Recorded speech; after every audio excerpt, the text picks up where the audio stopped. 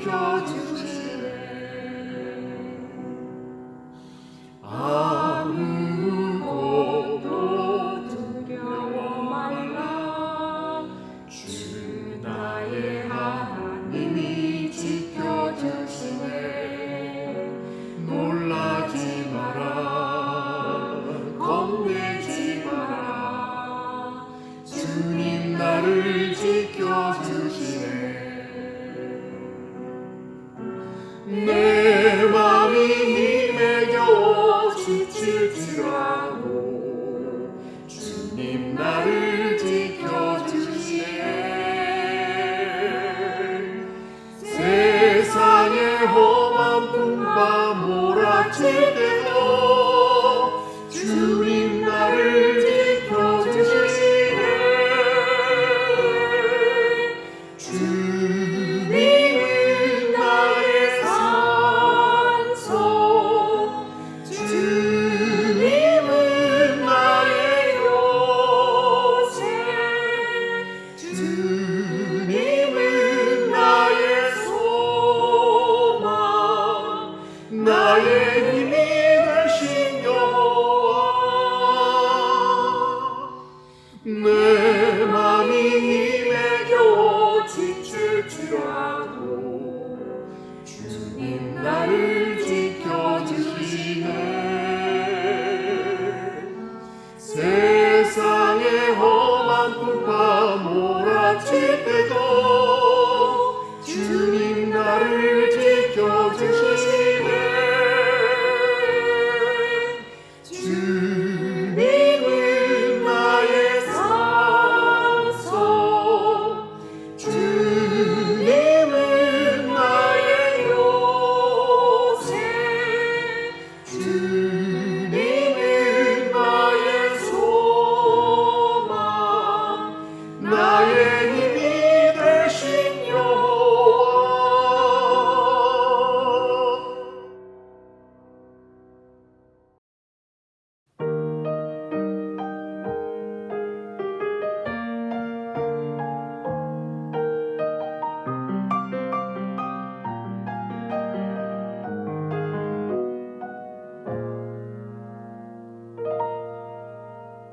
내 삶이 먼저였는지 주님이 먼저였는지 이제야 내 뒤를 돌아봅니다. 내 욕심만을 채우려 주 십자가의 보혈을 잊고 살았는지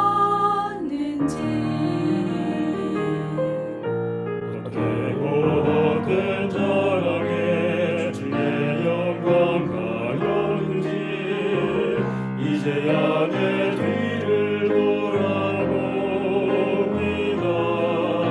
나의 교만과 욕심이 찬란한 주의 영광을 가리고 살았는지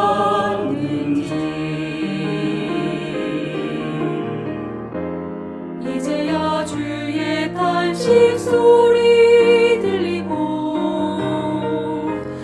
이제야 주 얼굴에 눈물 보이니 어리석고 어리석은 죄인이 주여 용서하여 주소서. 나의 모든 지식과 자랑을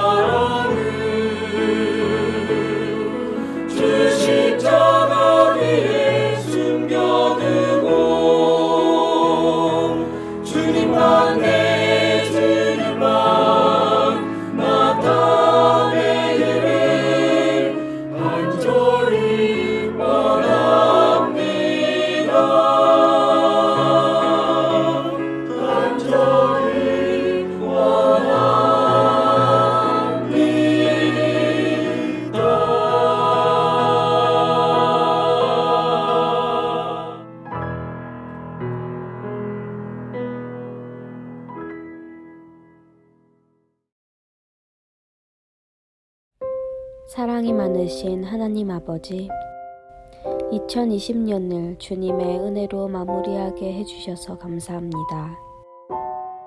또한 소망의 새해를 맞게 해주시니 감사합니다. 이번 예언 전도회를 통하여 주님의 은혜가 충만하게 해주시고 예언의 확신을 통하여 주님의 다시 오심을 소망 중에 준비케 하여 주시고 또한 이 세상의 영혼에게 분명한 주님의 섭리를 알리는 주님의 동역자 되게 해주세요. 세상의 비극적 상황이 계속되고 있습니다. 이 상황을 종결시킬 것은 오직 예언의 성취뿐이오니 주여 하나님의 백성들을 신원하여 주시고 주님의 오심을 고대하오니 하루하루 회개의 삶 사는 저희들 되게 해주시옵소서. 우리 구주 예수 그리스도 이름으로 기도합니다.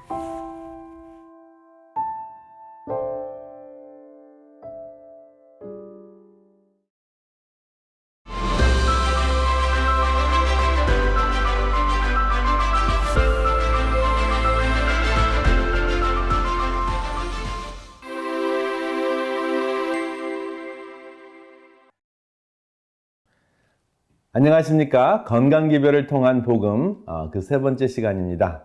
오늘은 새로 배운 것, 내가 실천할 것, 이웃에게 나눌 것 함께 생각하시면서 강의를 들으시기를 바랍니다. 내 가족이 우울증이라면 여러분 어떻게 생각하십니까? 첫 시간은 후성유전학을 통해 유전인자가 우리의 운명을 결정하는 것이 아니고 우리의 습관이, 우리의 선택이 운명을 결정하는 것이라고 나누었습니다. 그래서 유전인자가 우리의 운명을 결정하는 것보다 우리가 우리의 삶을 결정할 수 있다는 복음, 유전인자를 통한 후성유전학을 통한 복음을 들었습니다. 둘째 시간은 몸과 마음의 질병의 원인이 되는 염증, 몸속의 불에 대해서 말씀을 들었고요. 그 해결책을 알아보았습니다. 오늘은 코로나 블루와 같은 우울증의 해결책에 대해 나누어 보겠습니다. 누구나 우울감은 종종 있습니다. 내가 이렇게 살아서 뭐하지? 있어도 그만 없어도 그만 아닌가? 그런 생각이 지속이 되는데 만약에 2, 3주 정도 이러한 생각이 지속이 되면 우울증으로 진행될 수도 있습니다. 그래서 오늘은 나나 내 가족이 임상적인 우울증인가? 이것을 살펴보고 해결책을 찾는 시간을 갖겠습니다. 우울증 증상은 아래 9가지 정도가 있는데요. 그 중에 5가지가 해당이 되면 임상적 우울증이라고 할 수 있습니다. 첫 번째, 거의 하루 종일 우울하다. 두 번째, 삶에 낙이 없다. 세 번째, 체중이 감소가 되거나 증가한다. 네 번째, 불면과 과수면증에 시달린다. 다섯 번째, 정신운동성 초조증이 있거나 지체증이 있다 하는 것입니다. 근데 여기 보면은 정신운동성 초조증이라는 것은 여러분 혹시 어떤 사람이 앉아 있는데 무릎을 덜덜덜 떠는 그러한 사람을 보셨나요? 그것이 바로 정신운동성 초조증입니다. 조금 말이 힘들죠? 그리고 만약에 누구에게 부탁을 했는데 굉장히 행동이 느리게 움직인다. 또 아침에 일어나는데 침대에서 나오는 시간이 너무 오래 걸린다. 이것이 바로 정신운동성 지체증입니다. 그리고 6번째, 지나치게 피곤하거나 에너지 상실감을 느낀다 하는 것입니다. 그리고 7번째, 내가 무가치해지고 항상 내가 잘못했고 죄책감에 시달리는 그러한 현상이 생기고요. 8번째, 집중이 되지 않습니다. 책을 읽어도 읽은 거 또 읽고 또 읽고 하는 그러한 현상이 일어나고 또 무엇을 기억해내야 되는데 전혀 기억이 되지 않는다면 집중력 감퇴가 된 것입니다. 그리고 마지막으로 죽음에 대한 생각을 굉장히 많이 하고 계획까지 합니다. 만약에 그렇다면은 우울증입니다. 그리고 처음에 이야기한 그 2가지, 거의 하루 종일 울면서 보낸다, 우울하다. 그리고 두 번째, 삶의 낙이 전혀 없다. 이 2가지만 해당이 돼도 임상적 우울증이라고 할 수 있습니다. 우울증이라고 지적하거나 가르치지 않는 것이 굉장히 중요한데요. 더 중요한 것은 내 자신이나 옆에 사람을 잘 관찰해서 일상이 불가능한가를 가늠하는 것이 굉장히 중요합니다. 여기 산발이가 있습니다. 세 가지 호르몬이 우리의 마음의 평정을 찾아주는데요. 세로토닌, 도파민, 노르아드레날린 이 세 가지가 있습니다. 세로토닌은 우리의 마음에 평정을 주고요. 도파민은 우리에게 쾌감을 느끼게 해줍니다. 그리고 노르아드레날린은 우리가 집중할 수 있도록 도와줍니다. 그래서 이 세 가지 중에 하나만 잘못되어도 우울증에 시달리는데 마음의 코로나 바이러스라고 할 수 있습니다. 왜냐하면 증상이 거의 없는 사람도 있고 또 어떤 사람은 심각한 증상 때문에 생명을 잃는 경우도 있습니다. 이 세 가지 호르몬이 잘 균형을 이루어야지 우리 삶에 의미를 찾을 수 있고 또 의미가 있어야지 이 세 가지 호르몬이 잘 유지가 됩니다. 이것을 기억하시면 우울증에 대해서 정확하게 자가 진단이 가능합니다. 세로토닌 호르몬은 이 세 가지 호르몬 중에서 평안 호르몬이라고 우리가 별명을 붙일 수 있는데요. 마음과 몸의 지휘자라고 할 수 있습니다. 왜 그러냐 하면요. 세로토닌이 결핍이 되면 잠을 잘 자지 못하고요. 식욕에 문제가 생기고 변비가 생기고 체온을 조절하지 못하고 인지 능력이 감퇴됩니다. 그리고 잠자는 것과 깨어나는 그 주기가 엉망이 되고요. 성욕 조절이 잘 되지 않습니다. 그리고 다른 그 두 호르몬, 도파민 그리고 아드레날린이 조절이 잘 되지 않습니다. 그래서 세로토닌이 있는 것이 그 마음의 평정의 기본이 되고요. 그 위에 도파민과 아드레날린이 조절이 잘 되면 우리의 마음의 평정을 찾을 수가 있습니다. 그러면 먼저 감정 조절을 힘들게 하는 음식들이 있는데 육식과 우울증인데요. 여러분 들어보셨나요? 육식이 우울증에 기여를 한다는 과학적인 사실이 밝혀졌습니다. 그래서 붉은 고기, 생선, 닭고기 이러한 것들을 섭취하는 사람들은 우울증에 걸릴 가능성이 높다 하는 것입니다. 반드시 그런 것은 아니지만 우울증이나 감정 컨트롤이 잘 되지 않는다 하는 것입니다. 그러면 어떤 문제가 일어나는 것일까요? 닭고기, 계란, 쇠고기, 돼지고기, 생선을 주기적으로 섭취를 하면 신경계에 염증이 생깁니다. 그래서 신경계에 염증이 생기면 마오라는 효소가 증가하는데 이 마오라는 효소는 세로토닌과 도파민과 아드레날린을 감소하는 역할을 합니다. 그러니까 마음의 평정을 이룰 수밖에 없는 것이죠. 그래서 육식을 많이 하는 사람들은 감정 컨트롤이 안 되는 것을 종종 확인할 수가 있습니다. 그래서 피해야 할 3육을 여러분들에게 소개해 드립니다. 여기 있는 그 3육은 세 가지 고기인데요. 닭고기, 쇠고기, 돼지고기입니다. 육식을 했을 때 염증을 없애는 치료제가 있습니다. 그리고 육식을 하지 않는다고 하더라도 몸이 피곤하고 힘들고 또 퇴행성 관절염이나 여러 가지 염증이 몸속에 생겼을 때 또 두뇌 속에는 염증이 생겼는지 잘 모르지만은 감정 컨트롤이 잘 안 되면 내가 염증이 좀 있나 보다 라고 생각하시면 되는데 이때 여러분들이 드실 수 있는 치료제가 있는데 바로 강황가루입니다. 강황가루 안에는 그 컬큐민이라는 그 보약이 들어 있습니다. 이것이 굉장히 강력한 항암제와 항염 물질 역할을 합니다. 그런데 이 강황가루가 몸속에 잘 흡수되려면 후추와 함께 드셔야 되는데 강황가루 한 티스푼에 후추 한 8분의 1이나 4분의 1 티스푼 정도 드시게 되면 2000%의 효과가 있습니다. 그리고 반대로 염증을 없애는 음식이 있는데요. 한번 살펴보겠습니다.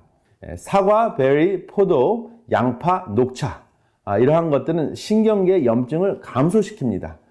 그래서 신경계의 염증을 감소시키니까 마오 효소도 감소시키는 것이죠. 마오 효소가 감소되면은 세로토닌, 도파민, 노르아드레날린 이 세 가지 호르몬이 증가하면서 우리 마음속에 평정이 다시 찾아지고 그리고 우리가 평안을 누릴 수 있고 또 기쁨을 누릴 수 있고 집중력이 강화됩니다. 여기 구체적으로 도파민을 증가시키는 음식이 있습니다. 이 사진은 노르아드레날린이라는 그 집중력을 도와주는 물질을 증가시키는 음식들이 있습니다. 우리가 섭취했을 때는 몸속에서는 타이로신이라는 물질로 섭취가 됩니다. 근데 이 타이로신이 몸속에 들어가서 노르아드레날린이라는 그 물질로 변화됩니다. 근데 제가 여기 의도적으로 닭고기가 있는 사진을 선택을 했는데요. 닭고기는 좀 전에 얘기 드린 대로 염증을 일으키죠. 그래서 노르아드레날린이나 세로토닌이나 도파민을 감소시키는 역할을 하기 때문에 타이로신을 보급한다고 하더라도 큰 역할을 하지 못한다 하는 것을 기억하시면 좋겠습니다. 그러니까 여기 아보카도나 바나나나 두부와 같은 음식을 드시는 것, 또 견과류를 드시는 것이 해는 되지 않고 효과만 있는 것을 아실 수가 있습니다. 그리고 트립토판이라는 것이 있는데, 트립토판은 이런 견과류나 그 씨앗 종류에 많이 들어 있습니다. 이 트립토판은 뭘까요? 이 트립토판은 세로토닌을 만드는 원료입니다. 그래서 이러한 음식들을 충분히 드시면은 우리가 마음의 평정을 찾는데 굉장한 도움이 되고요. 또 굉장히 중요한 것은 이 음식들은 씹어야 되잖아요. 그래서 특별히 사람 때문에 마음의 평정을 잃었을 때 사람을 씹지 말고 세로토닌을 만드는 트립토판이 듬뿍 들어있는 견과류나 씨앗을 씹으시면 참 좋겠습니다. 마음의 평정을 주는 모든 그 세 가지 호르몬이 다 나오고, 또 추가적으로 우리의 마음을 기쁘게 하고 우리에게 도움이 되는 호르몬이 나오게 하는 생활 습관이 있는데, 바로 함께 운동하는 것입니다. 이렇게 함께 운동을 하면 세로토닌이 분비가 됩니다. 왜냐하면 햇빛을 쬐일 수 있기 때문에 그렇죠. 그리고 도파민은 신나는 활동을 할 때 쾌감 호르몬으로 분비가 되고요. 또 넘어지지 않고 잘 달릴 수 있고 또 운동을 해야 되기 때문에 집중력을 강화시키는 노르아드레날린이라는 호르몬이 또 나옵니다. 그리고 함께 했을 때 나오는 호르몬, 바로 옥시토신이 분비가 됩니다. 이 옥시토신은 함께 할 때 나오기 때문에 어떠한 효과가 있느냐 하면은 포용력을 증가시키고요. 신뢰감을 증가시키기 때문에 정말 힘들고 어려울 때 중요한 것은 이 옥시토신이거든요. 그래서 우리가 힘든 것, 고통과 괴로움을 견딜 수 있는 탄력을 주는 매우 중요한 호르몬인데, 함께 운동했을 때 이 호르몬이 나온다 하는 거 기억하시고, 코로나 바이러스 이 사태에 좀 떨어져서 함께 운동하는 것 한번 실천해 보시기 바랍니다. 그리고 우울증이 생기는 가장 큰 이유가 무엇이냐면 해결되지 않는 스트레스 때문에 그렇습니다. 마음속에 염증이 생기고 자포자기하게 되고 우울감이 우울증으로 진행이 됩니다. 그런데 이것의 해결책은 문제보다 더 큰 의미가 있는 것을 선택을 했을 때 이것을 극복할 수 있다 하는 것이 연구 결과로 발표가 됐습니다. 탄력을 키우는 가장 좋은 방법은 우울증의 원인을 찾는 것보다 우울증을 일으키는 문제보다 더 큰 의미 있는 삶을 선택하는 것입니다. 그 삶을 선택하는데 굉장히 중요한 것이 필요한 삼육입니다. 몸이라는 개념과 분별력이 있고, 그리고 산제사가 있습니다. 이것은 로마서 12장 1절과 2절에 있는 말씀인데, 하나님께서 우리의 몸을 하나님께서 기뻐하시는 산제사로 드리라. 이것이 너희가 드릴 영적 예배니라 라고 말씀을 하셨는데요. 그리고 분별하도록 하라고 말씀을 하셨는데, 바로 이것이 우울증을 극복하는 굉장히 중요한 삼육입니다. 이 중에서 가장 중요한 것이 무엇이냐면 산제사인데요. 영어로 산제사 하면은 living sacrifice잖아요. 구약 시대에는 죽은 dead sacrifice, 짐승을 잡아 죽여서 하나님께 예배를 드렸습니다. 하나님께 헌신의 표시를 했습니다. 사죄하는 예식을 드렸는데, 이제는 예수님께서 십자가에 달려 돌아가셔서 우리에게 구원을 주신 그 이후에는 죽은 제사가 아니라 산 제사를 드려야 하는 것이죠. 그것이 바로 섬김의 삶입니다.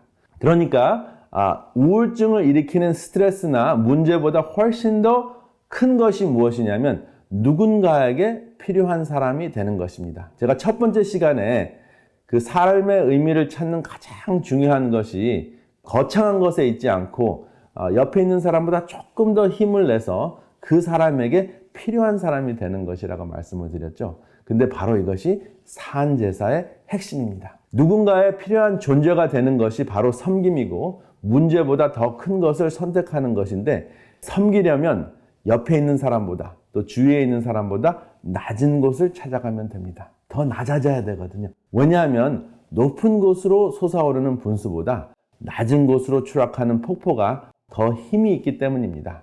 이것이 바로 섬김이요 산제사의 비밀입니다. 그런데 그 낮은 곳으로 찾아가면 바로 그곳에 예수가 계십니다. 파도를 베고 주무시는 예수를 여러분들이 만나실 것입니다. 그리고 바로 그곳에서 평안과 의미를 찾으실 수 있습니다.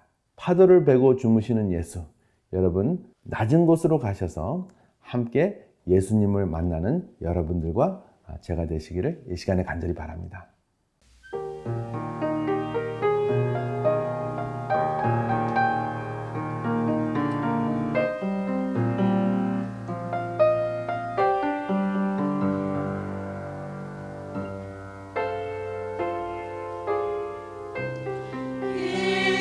예수님의 모습을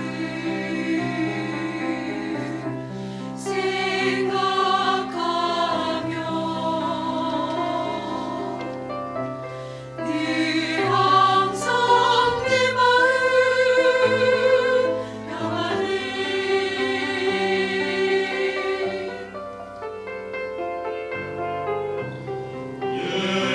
예수님의 모습을 생각하며 내 마음의 기쁨이 가득 넘치네.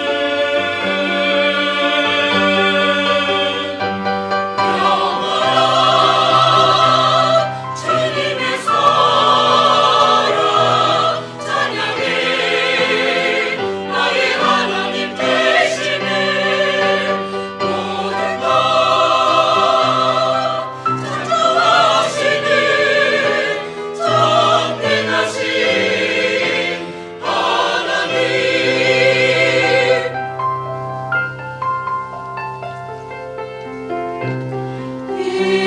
예수님의 사랑을 느낄 때면 아무것 없어도 충분해.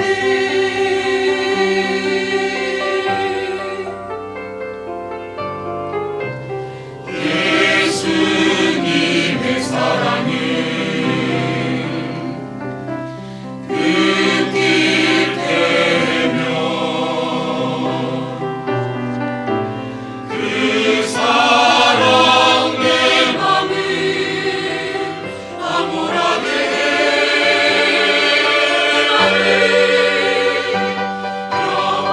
영원한 주님의 사랑 찬양해. 나의 하나님 되시네. 모든 것 창조하시는 전능하신 하나님. 영원한 주님의 사랑 찬양해. 나의 하나님 되시네. 모든 것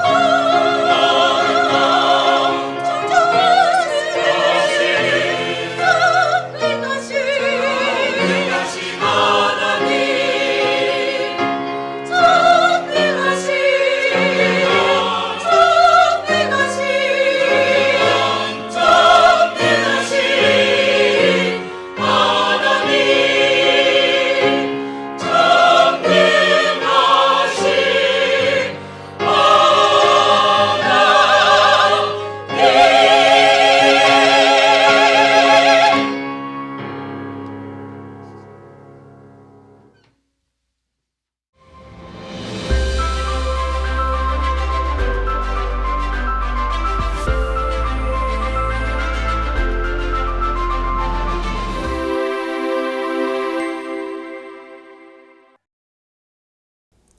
수많은 고대 신화나 설화 속에는 하나님께서 인간을 창조하신 것처럼 신들이 인간을 창조한 이야기가 나옵니다. 그런데 신화나 전설 속에 나오는 인간 창조의 이야기를 가만히 살펴보면 성경의 창조와는 확연히 다른 모습을 보여줍니다. 무엇이 달랐을까요? 그것은 신들이 인간을 창조한 목적이 달랐습니다. 고대 그리스인들이 문자로 남긴 최초의 작품 중에 기원전 750년경 헤시오도스가 기록한 서사시 신들의 계보가 있습니다. 이 신들의 계보 560-612행에 그리스 신화의 인간 창조 이야기가 담겨 있는데 그 이야기의 대략은 이렇습니다. 아주 오래전 무서운 괴물들인 타이탄들이 올림푸스의 신들을 대항하여 반란을 일으켰습니다. 그러나 그들은 그 전쟁에서 패배했고 지하세계인 타르타루스에 감금됩니다. 그때에 선견지명의 신인 프로메테우스와 후견지명의 신이었던 에피메테우스는 올림푸스의 신들에 대한 반란 전쟁에 참여하지 않았기 때문에 감금되는 처형을 면하게 됩니다. 그리고 올림푸스의 신들이 그들에게 호의를 베풀어 그들을 대신하여 노동을 할 인간 창조를 허락하게 됩니다. 그래서 프로메테우스는 진흙을 빚어 사람을 창조합니다. 흙을 빚어 사람을 창조했다는 부분은 성경의 이야기와 비슷하지요. 그런데 여기서 인간을 창조한 목적이 무엇이었습니까? 네, 신을 대신하여 노동을 시키기 위해 인간을 창조했다는 것입니다. 이것이 그리스 신화의 이야기입니다. 그럼 고대 근동의 신화 속 인간 창조 이야기는 어떨까요? 인간 창조에 관한 이야기로는 가장 대표적으로 1849년 오스틴 헨리 리아드가 발견한 에노마 엘리시를 들 수 있습니다. 에노마 엘리시의 6번째 토판 중에는 다음과 같은 인간 창조 관련 이야기가 등장합니다. 마르둑은 신들의 말을 들었다. 그는 지혜로운 일을 하고자 하는 마음을 먹었다. 그는 입을 열어 에아에게 말했다. 그가 마음에 가진 계획을 그와 상의했다. 제가 핏줄을 묶어서 뼈를 만들어 사람을 만들 것입니다. 사람에게 신들의 노역을 감당시키고 그들로 쉬게 할 것입니다. 에노마 엘리시에서 묘사하고 있는 인간 창조의 목적도 동일합니다. 신들을 대신할 노동력을 확보하여 신들에게 안식을 주기 위함이었습니다. 이처럼 각 문면 속에 등장하는 인간 창조의 이야기를 보면 인간을 창조한 신에 대한 설명은 달라도 신의 멍에를 대신 지우기 위해 인간을 창조했다는 인간 창조의 목적은 매우 유사합니다. 결국 인간은 왕의 모습으로 하강한 신을 위하여 죽도록 일하며 왕을 섬기는 삶을 살아야 했던 것입니다. 다시 말해서 고대 문명 속 사람의 운명은 그저 노동하는 삶, 쉼 없는 삶을 살아가도록 만들어졌다는 것이지요.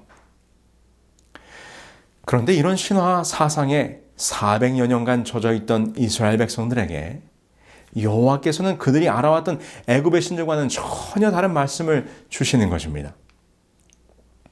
안식일을 기억하여 거룩히 지키라. 엿새 동안은 힘써 내 모든 일을 행할 것이나 일곱째 날은 내 하나님 여호와의 안식일인즉 너나 내 아들이나 내 딸이나 내 남종이나 내 여종이나 내 가축이나 내 문 안에 머무는 객이라도 아무 일도 하지 말라.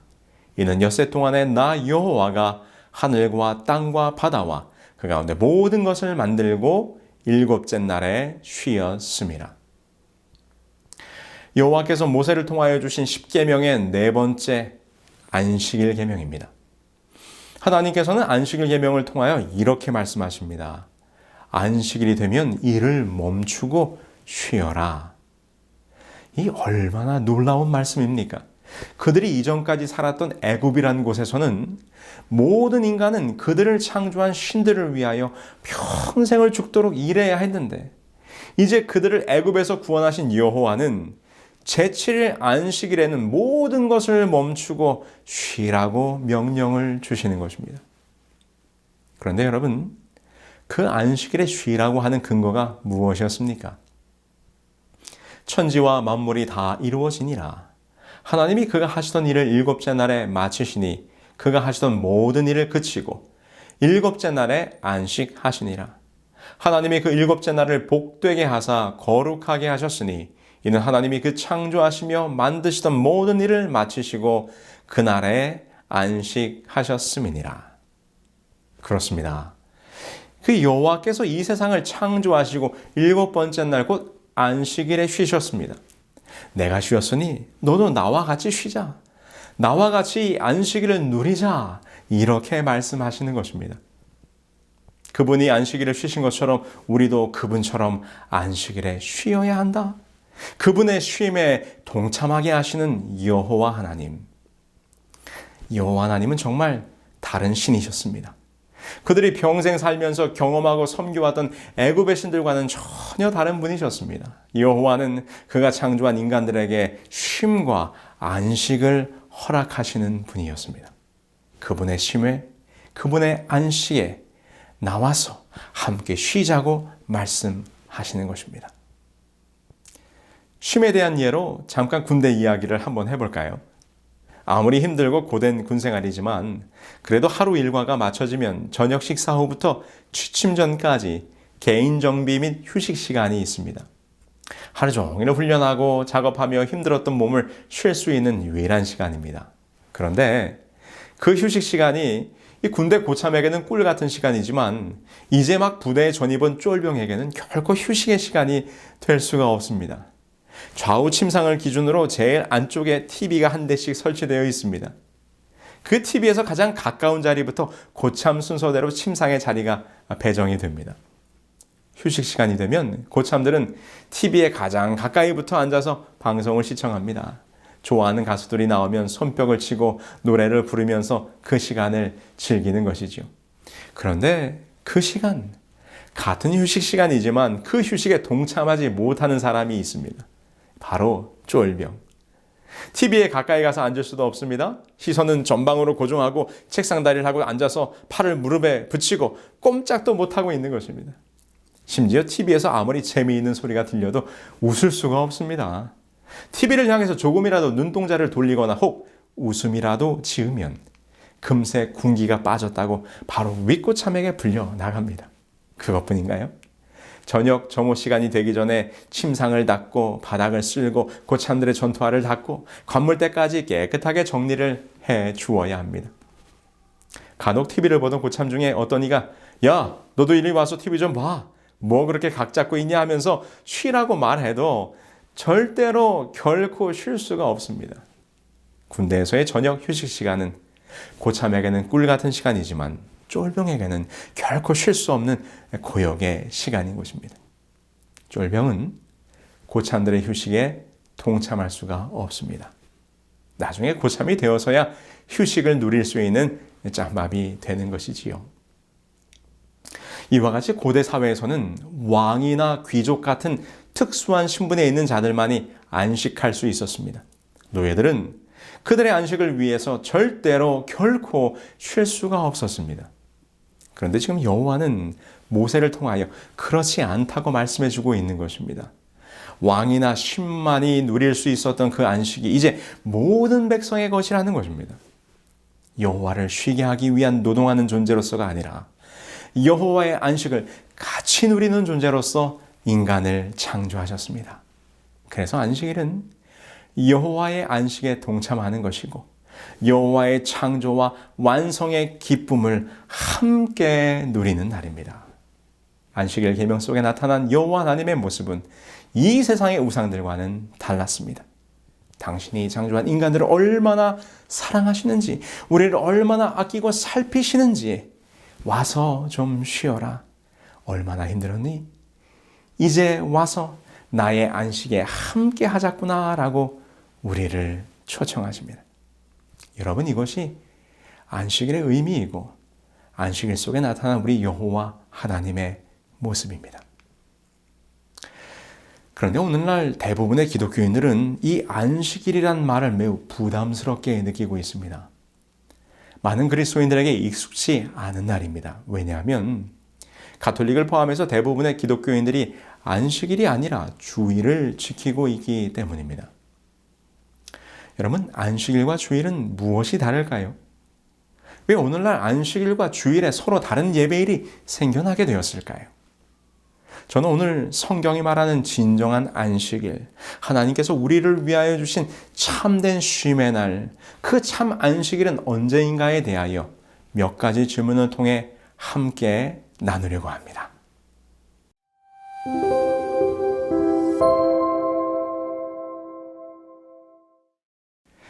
여러분 어떻습니까? 안식일이 정녕 유대인들에게만 주어진 날일까요? 출애굽기 20장 8절에 보면 안식일을 기억하여 거룩하게 지키라는 계명을 주셨습니다. 이는 분명 시내산에서 이스라엘 백성들에게 선포된 말씀이죠. 하나님께서는 오랜 세월 이방에서 사는 동안 그들이 잊고 살았던 여호와의 존재와 그분이 어떠한 분이신가를 가르치셨습니다. 그리고 그들에게 언약으로 십계명을 주셨습니다. 십계명에서 보듯이 여호와께서는 안식일을 기억하여 지켜야 될 날로서 그의 백성들에게 주신 것임을 분명히 보게 됩니다. 이후에 구약의 모든 이스라엘 역사를 살펴보면 그들은 안식일을 지켜왔습니다. 그러나 우리가 오해하지 말아야 할 것은 십계명이 시내산에서 주어졌기 때문에 시내산 이전의 시대에는 십계명이 없었다고 생각하는 것입니다. 그러나 그렇지 않습니다.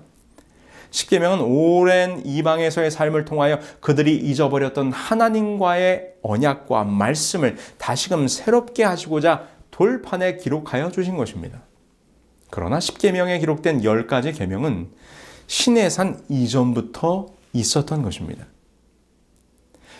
왜 요셉이 보디발의 아내를 범하지 않았습니까? 그것은 이미 그들의 마음속에 간음하지 말라 하나님의 계명이 있었기 때문이지요. 물론 안식일도 마찬가지입니다. 창세기 2장 1절로 3절을 보실까요? 천지와 만물이 다 이루니라. 하나님의 지으시던 일이 일곱째 날이 이를 때에 마치니 그 지으시던 일이 다음으로 일곱째 날에 안식하시니라. 하나님 일곱째 날을 복주사 거룩하게 하셨으니 이는 하나님이 그 창조하시며 만드시던 모든 일을 마치시고 이날에 안식하셨음이더라.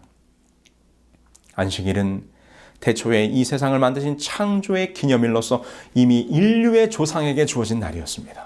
그러므로 안식일은 유대인들만을 위한 날이 아니라 모든 인류를 위하여 주신 하나님의 참된 쉼의 날인 것입니다.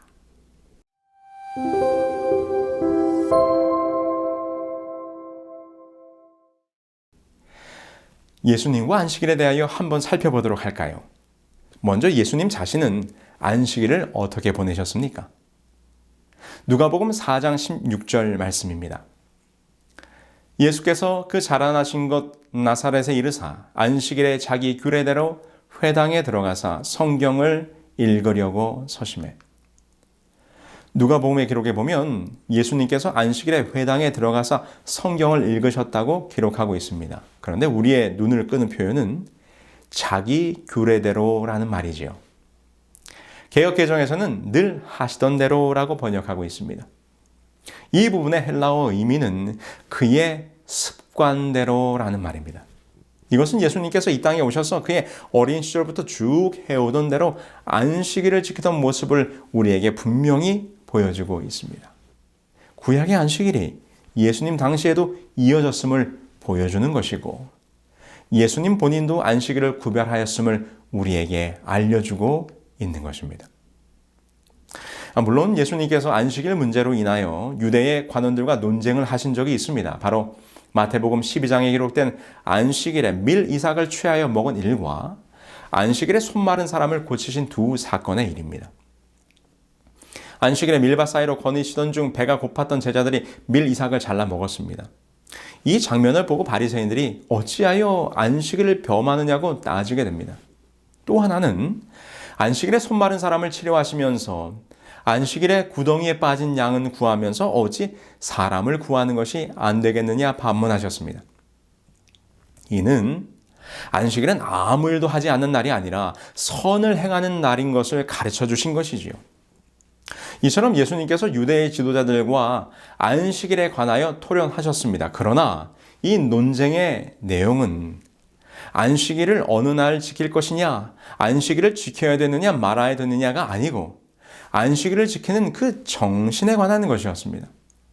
안식일은 아무 일도 하지 말라는 계명대로 안식일은 정말 아무 일도 하지 않아야 한다고 생각했던 바리새인들에게 예수님께서 안식일의 정신은 아무것도 하지 않는 것이 아니라 선한 일을, 사랑을 나누는 날이라는 것을 다시금 깨우쳐 준 것이지요. 마태복음 12장의 논쟁은 안식일의 폐지나 날짜의 변동에 대하여 말씀하신 것이 아닙니다.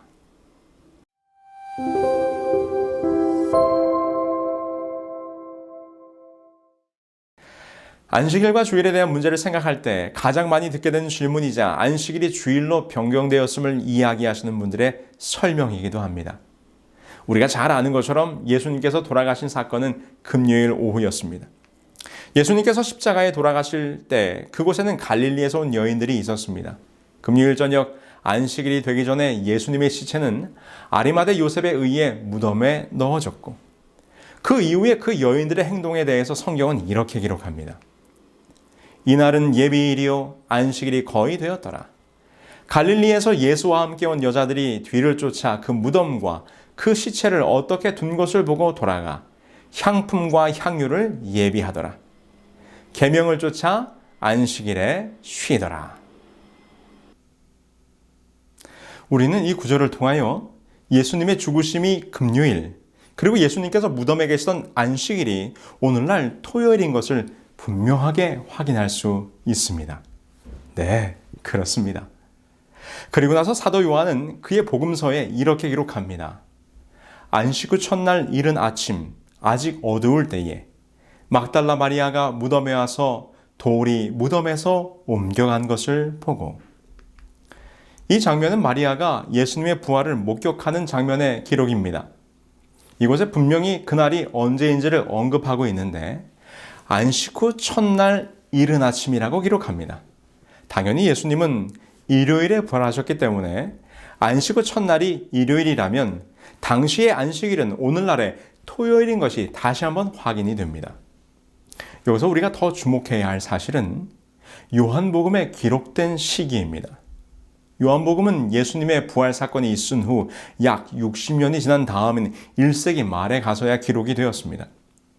만약 예수님의 부활 이후에 안식일을 지키던 것이 주님의 부활을 기념하여 일요일, 곧 주일로 변경되었다면 요한은 예수님의 부활의 사건을 안식 후 첫날이라고 표현하지 않았을 것입니다. 그는 여전히 안식 후 첫날이라는 표현을 사용하고 있는 것이죠.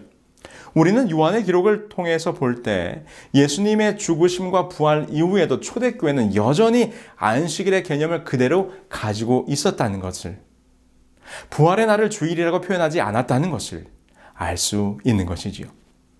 이 말은 예수님 부활 이후에 초대교회와 사도들은 여전히 안식일을 지키고 있었고 안식일 사상을 가지고 있었다는 것입니다. 그럼 초대교회 당시의 안식일 준수에 대한 성경의 기록을 잠깐 살펴보실까요? 예수님의 부활 승천 이후에 초대교회의 역사가 기록되어 있는 사도행전에는 사도들이 여전히 안식일을 지켰다는 기록이 여러 곳에 나오고 있습니다. 저희는 버가로부터 지나 비시디의 안디옥에 이르러 안식일에 회당에 들어가 앉으니라. 이 장면은 사도 바울이 안디옥에 이르러 안식일의 말씀을 증거했다는 기록입니다. 그러자 그들이 감동하여 다음 안식일에도 해달라고 요청을 합니다. 저희가 나아갈새 사람들이 청하되 다음 안식일에도 이 말씀을 하라 하더라. 그 다음 안식일에는 온 성이 거의 다 하나님의 말씀을 듣고자 하여 모이니, 사도 바울이 안식일마다 회당에서 말씀을 강론했음이 분명합니다.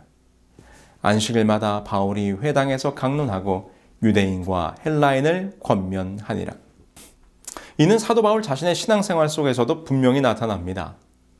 바울이 자기의 규례대로 저에게로 들어가서 새 안식일에 성경을 가지고 강론하며, 이곳에서 자기의 규례대로라는 표현이 나옵니다. 예수님께서 자기의 규례대로 늘 하시던 대로 안식일을 구별하셨던 것처럼 바울도 그러했다는 것입니다. 어떤 분들은 사도 바울이 안식일의 회당에 들어간 것은 유대인들에게 전도하기 위한 것이라고 말하실 수도 있을 것입니다. 그러나 사도 바울은 회당이 없는 곳에서도 안식일에 예배드릴 곳을 찾았다는 것을 아셔야 합니다. 안식일에 우리가 기도처가 있는가 하여 문 밖 강가에 나가 거기 앉아서 모인 여자들에게 말하더니, 이 장면은 바울이 빌립보에 도착했을 때의 기록으로 안식일이 된 것입니다. 그래서 그들은 안식일 예배를 위한 장소를 찾게 되었으나 그곳에는 회당이 없었습니다. 그러자 강가의 한적한 곳으로 나아가 안식일 예배를 드리는 장면인 것입니다. 예수님의 부활 이후에도 초대교회가 안식일을 준수하였음이 분명합니다. 이것은 예수님의 예언의 말씀을 통해서도 다시 한번 확인이 됩니다. 그날에는 아이 벤 자들과 젖먹이는 자들에게 화가 있으리로다. 너희의 도망하는 일이 겨울에나 안식일이 되지 않도록 기도하라. 예수님께서는 서기 70년경에 이루어질 예루살렘의 멸망을 내다보시면서 안식일에 도망하지 않도록 기도하라고 권면하셨습니다. 이것은 그분의 부활 이후에도 안식일 준수를 지극히 당연한 일로 생각하셨다는 것입니다. 이렇듯 성경은 창세로부터 사도시대까지 한결같이 오직 안식일만이 구별하여 거룩히 지켜질 날로서 언급되어지고 있는 것입니다. 성경 그 어디에도 주일이라거나 일요일 준수에 대하여 기록하고 있지 않습니다. 오히려 굳이 주일, 곧 주님의 날이 언제인가를 생각해 본다면 성경은 이렇게 기록하고 있습니다. 인자는 안식일의 주인이니라.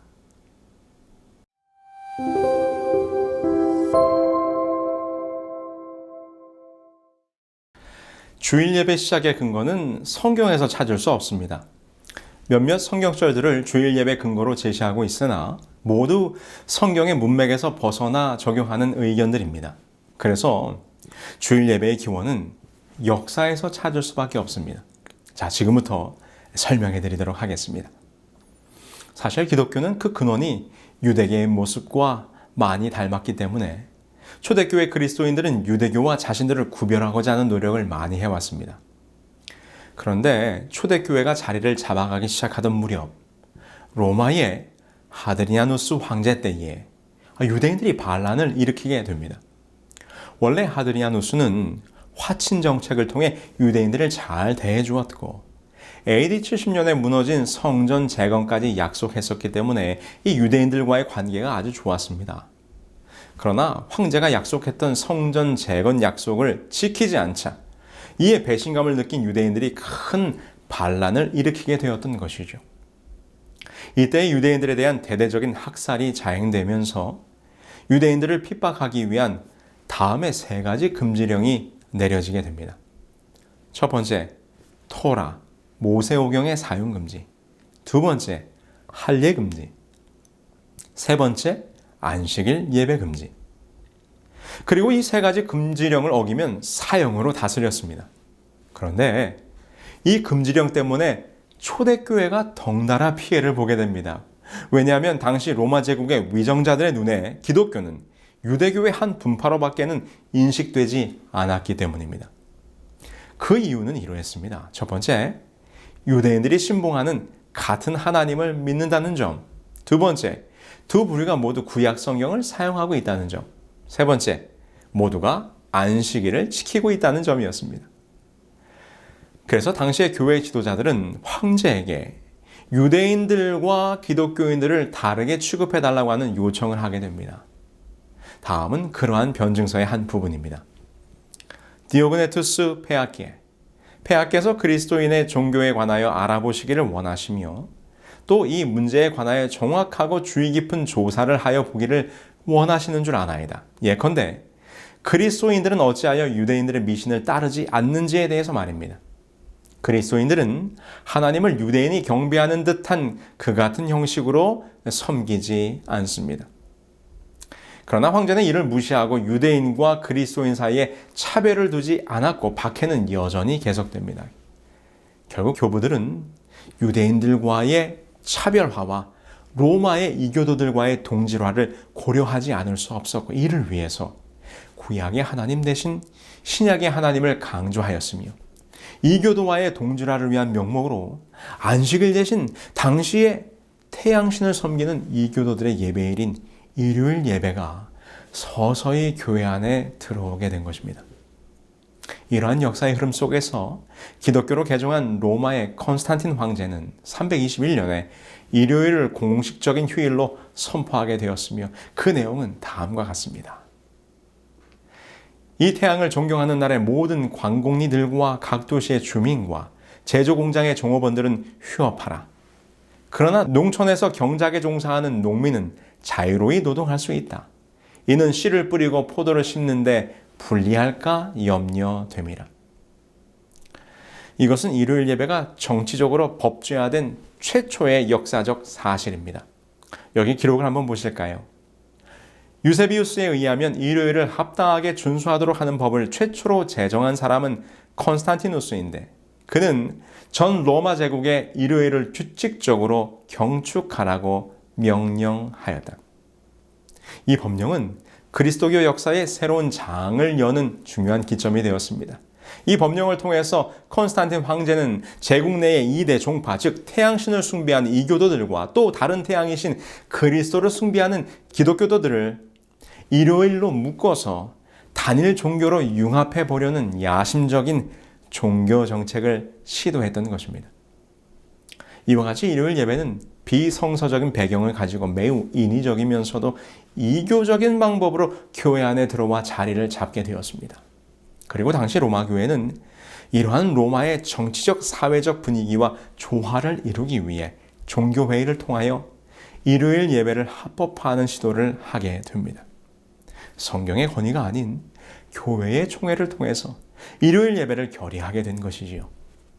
일요일 예배에 대한 종교회의의 결의들을 한번 보실까요?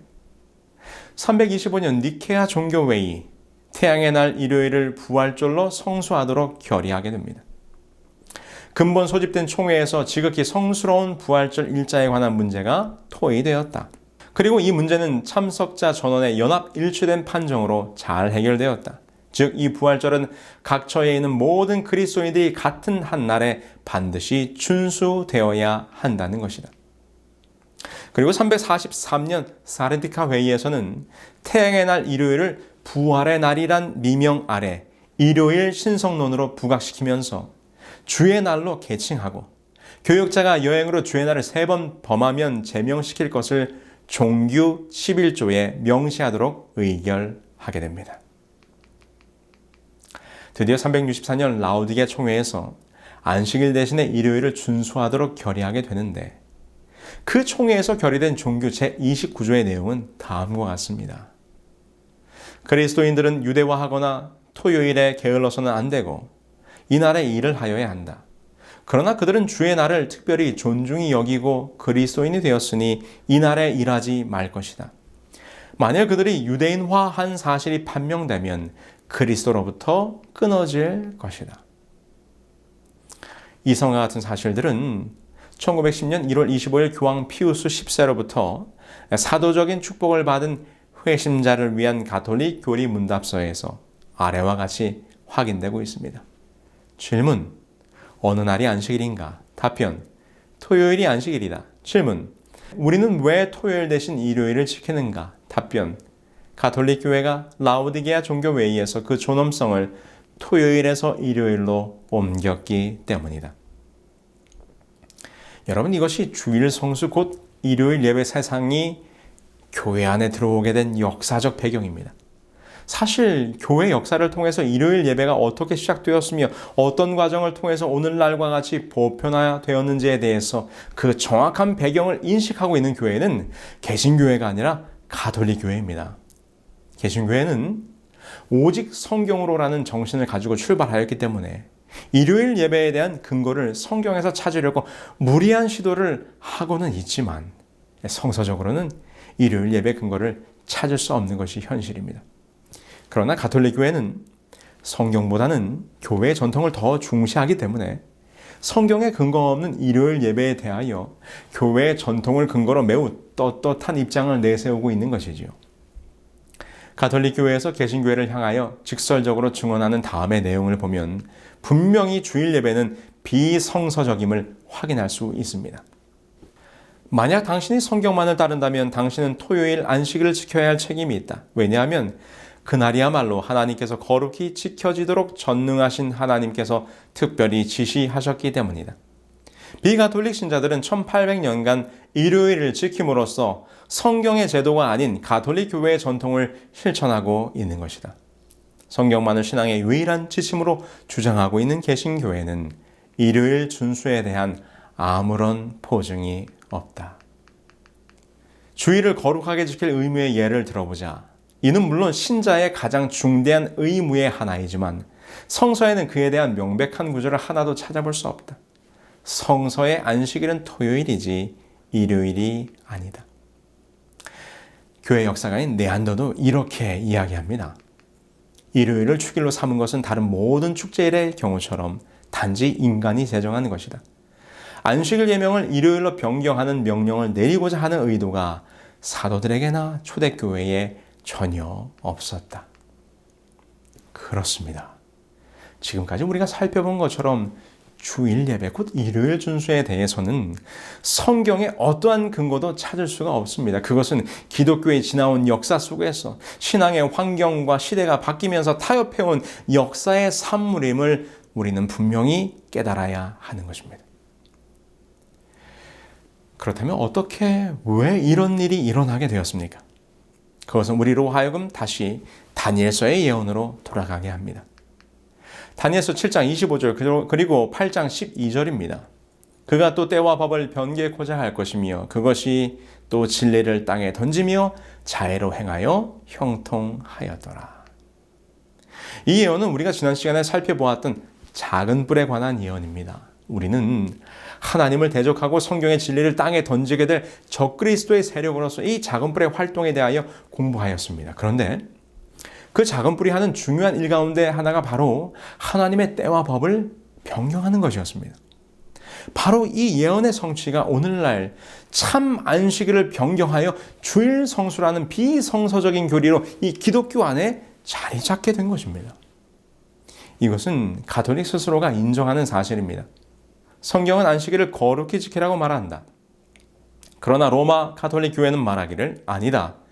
나의 신성한 권위로서 안식일을 폐하고 주일 중 첫째 날인 일요일을 거룩하게 지키라고 명령하는 바이다. 마지막으로 말하노니 교회의 전통은 성경보다 위에 있다고 선포하는 바이다. 우리는 우리의 교리를 전통에 기초한 것이다. 교회는 그 창립자 그리스도께 받은 거룩하고도 절대적으로 확실한 권리를 가지고 안식일을 지키는 것을 일요일로 변경하였다. 가톨릭 교회는 안식일을 일주일 중 7째 날인 토요일에서 첫째 날인 일요일로 변경한 후 10계명의 셋째 계명을 고쳐 일요일을 주일로 지키라고 하였다. 제가 앤드루스 대학 세미나리에서 공부할 때 일입니다.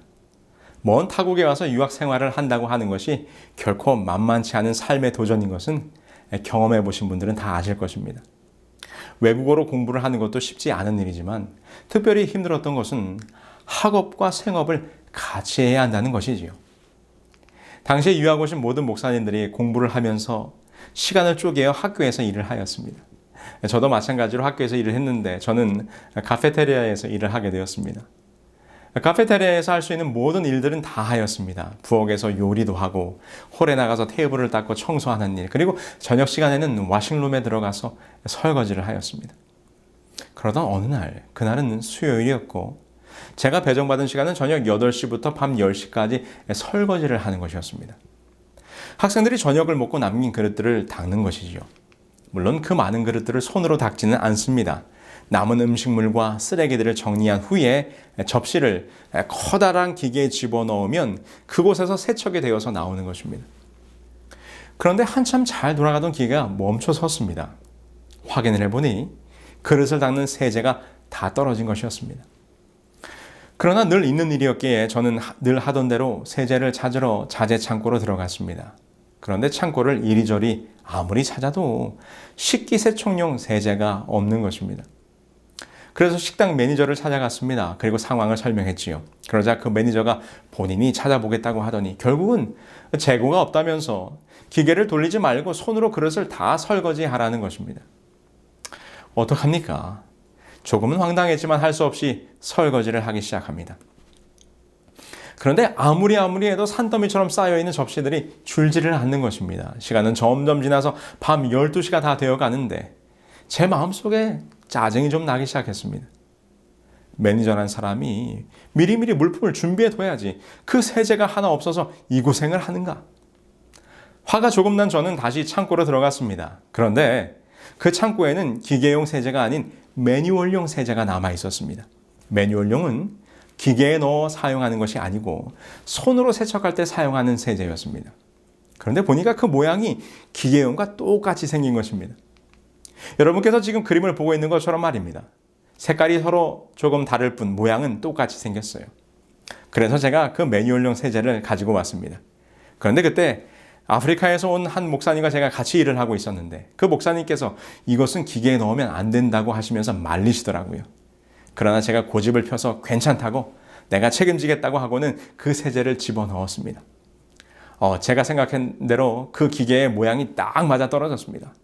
그리고는 기계를 작동시켰습니다. 그러자 얼마나 잘 돌아가는지 제가 의기양양해서 이제 빨리 일을 끝내고 가자고 하면서 접시들을 기계에 집어넣기 시작합니다. 그런데 잠시 후에 일이 벌어졌습니다. 무슨 일일까요? 아마도 세제에 대해서 아시는 분이라면 금방 눈치채셨을 것입니다. 한동안 잘 돌아가는 것 같았던 기계에 온 사방에서 무수히 많은 비누 거품들이 쏟아져 나오기 시작했습니다. 감당할 수 없는 거품들이 기계 곳곳에서 솟아나오는데 덜컥 겁이 났습니다. 함께 일하시던 목사님이 매니저를 불러왔습니다. 그리고 달려온 매니저가 저에게 무슨 일이냐고 물었습니다. 그래서 제가 자초지종을 이야기했습니다. 그랬더니 그 사람이 앞으로는 절대로 이런 일이 없도록 하라면서 기계의 덮개를 다 분해하고 속에 들어찬 비누 거품들을 다 청소하라는 것입니다. 왜 이렇게 되었습니까? 기계용 세제와 매뉴얼용 세제는 모양은 같지만 그 농도가 달랐던 것입니다. 여러분, 바로 이것입니다. 안식일과 일요일 예배가 그 모양은 비슷할지 모릅니다. 그러나 그 속에 담겨진 의미는 전혀 다릅니다.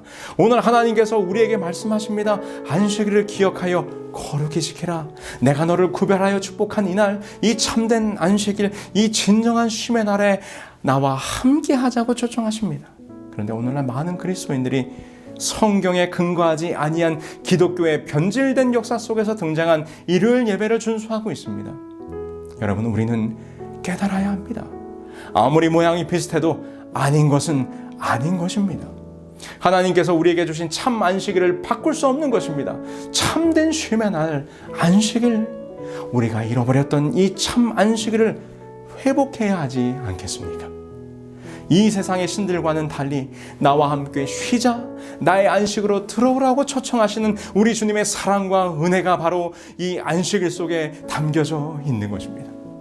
주께서는 오늘 우리를 초청하십니다. 수고하고 무거운 짐진 자들아, 다 내게로 오라. 내가 너희를 쉬게 하리라. 오늘 이 시간 진리 안에서 참된 쉼을 발견하시는 여러분 모두가 되길 바라면서 말씀을 마치겠습니다. 그들은 모두 주가 필요해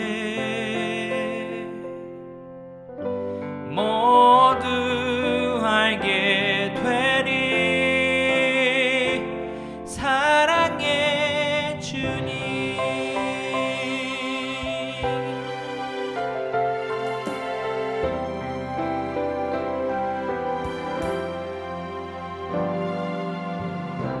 매일 술을 치는 사람들 웃음기에 숨겨진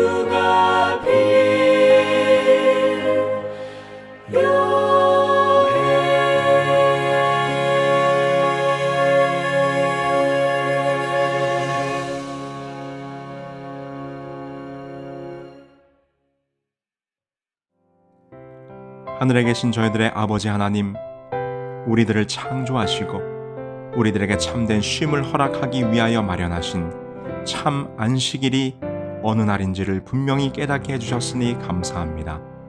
앞으로 이 안식일을 기억하여 거룩히 지키며 살기로 저희들 결심했사오니 항상 이 안식일에 살아계신 하나님, 창조주 하나님을 만나는 우리 모두가 될 수 있도록 도와주시기를 예수 그리스도의 이름으로 기도합니다. 아멘. 내일 이 시간에는 각 지역 사이트별 온라인 소그룹이 운영됩니다. 각 지역 사이트의 온라인 소그룹 리더들과 함께하는 강의 내용 질의 응답 및 영적 친교의 시간에 참여하실 수 있습니다. 참여 방법은 itiswrittenkorea.com에 들어오셔서 메인 페이지에서 세미나 등록하기 버튼을 누르신 후 접수사항을 기입하여 주시면 여러분들이 거주하시는 곳에서 가장 가까운 지역 사이트에서 운영되는 온라인 소그룹에서 초청 링크를 보내드립니다. 꼭 참여하셔서 아름다운 영적 교제를 나누시기 바랍니다.